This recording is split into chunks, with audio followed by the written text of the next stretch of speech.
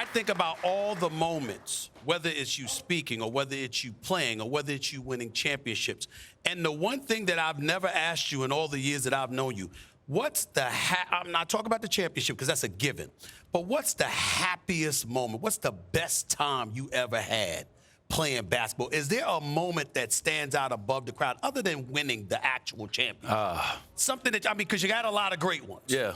What's the best one? The one that you just sit back and smile, thinking and reflecting on a moment and is like, I really love that moment above all else. You know what?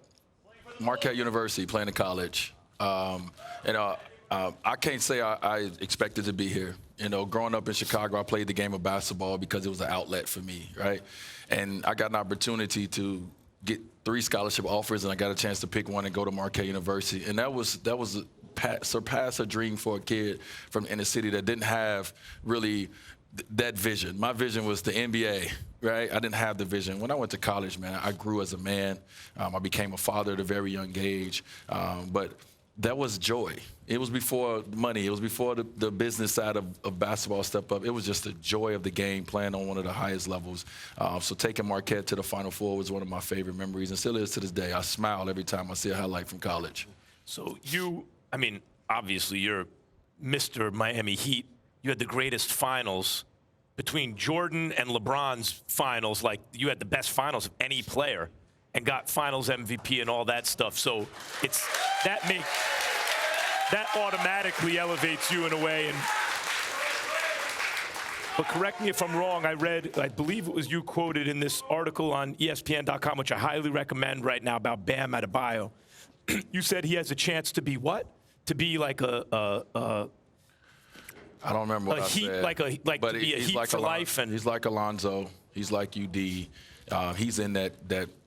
We've seen it right away. When you see it in Miami, you know when a guy is a Miami Heat player, a Miami Heat culture, and Bam is that guy. He has an opportunity, if business don't get in the way, to be there his entire career and really do something special. I told Bam, go get all my records. They meant to be broken. Please go get them all. So you have him, Jimmy Butler, a whole bunch of guys that you got to like the cut of their jib. Said Jimmy Butler has the mentality, too. Oh, Jimmy has it. He's a Miami guy. I love it, man. Do they have everything they need, Dwyane, this year? They don't have everything they need yet, but they're building the things that they need. I'm not going to say that anything can't happen, but right now you see them every trade deadline, build some more pieces. And next summer, they have more money to keep building. So they're in a good place, and as a former alum, I'm happy about it. 2 quick questions. You're not just a Hall of Fame player because you're a first ballot Hall of Famer. We all know this, okay? But you're a Hall of Fame recruiter for Pat Riley. What role did you have in Jimmy Butler ending up in Miami? I talked to Pat yesterday about this. I said, listen, I did my part, you did your part. That's all I'm going to say. I'm not saying I delivered Jimmy. I'm going to say I did my part as one of the faces of this franchise, and you did your part as the president of this franchise to bring in a player that fit the culture and fit the cloth. Now, obviously, you're very comfortable. You made a lot of money. You're famous. Endorsement deals. The list goes on and on. You're doing great work for TNT.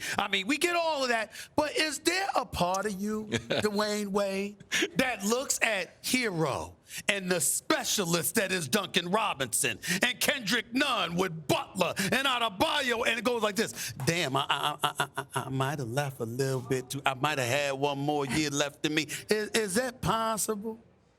Absolutely not. Okay. Absolutely not.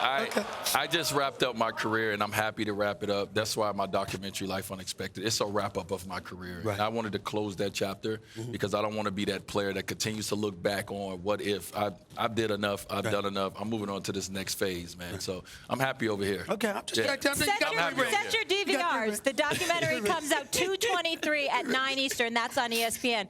Let's talk about this season. So who do you have coming out of the East? Well.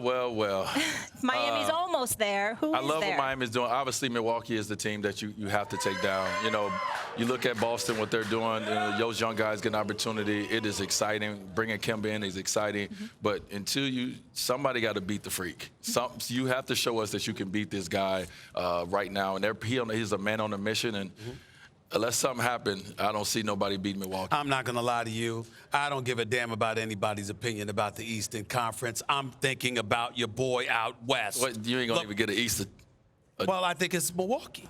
Right, okay. I think it's Milwaukee. Yeah. You know, He just wants to talk about LA because he wants to be in LA. What I'm saying, It's always selfish. It is. Why you got to be like that? I thought I was your boy. But I wants appreciate Miami it. and Why you got to make the name Yeah, I was in Miami. You know me. I want Miami and LA. You know me. I'm Soon greedy. come. Soon come. But here's the deal. Hopefully we pray. But here's the deal.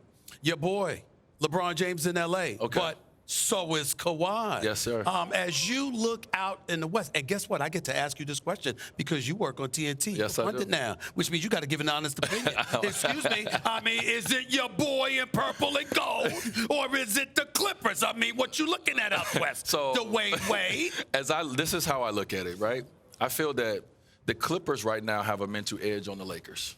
Whatever that is, they have a mental edge on the Lakers. But what I'm afraid of with the Clippers is before they get to the Lakers, right? That letdown of thinking about just the Lakers and forgetting and looking over a team like Denver, right? Looking over a team like Utah, looking over a team like Houston. The Lakers, I feel that, yes, we all feel that with a LeBron and AD and the cast they have, that they are championship worthy, but the Clippers are still there. So it's going to be tough, man. I don't know. But Marcus Morris was added, so now we got Beverly, George, assuming he's healthy, Kawhi, and Marcus Morris that can guard your 35-year-old best friend and superstar in his 17th NBA season. Yeah. Have you talked to LeBron about how concerned you are about him going up Absolutely. against Ford? Absolutely not. Okay. Listen, he's been to the finals 8 times. I think he know what to Nine, expect. It's not about LeBron. 9, right? Okay, it's not about LeBron. It's about the rest of the guys on the team. We understand that. So AD and LeBron has to show up for sure, but you got to have big play from Kuz. You got to have big play from Avery Bradley. You got to have big play from Danny Green and so forth and so on. So the Lakers, it's going to be very interesting. I mean, I got the Clippers and the Lakers. If I say Game 7 goes down to the last 2 minutes, and Max Kellerman. Kuzma's hairdo has me worried, Max Kellerman. Kuzma's hairdo, I don't know what's going on with him. Thanks for watching ESPN on YouTube. For more sports highlights and analysis, be sure to download the ESPN app. And for live streaming sports and premium content, subscribe to ESPN+.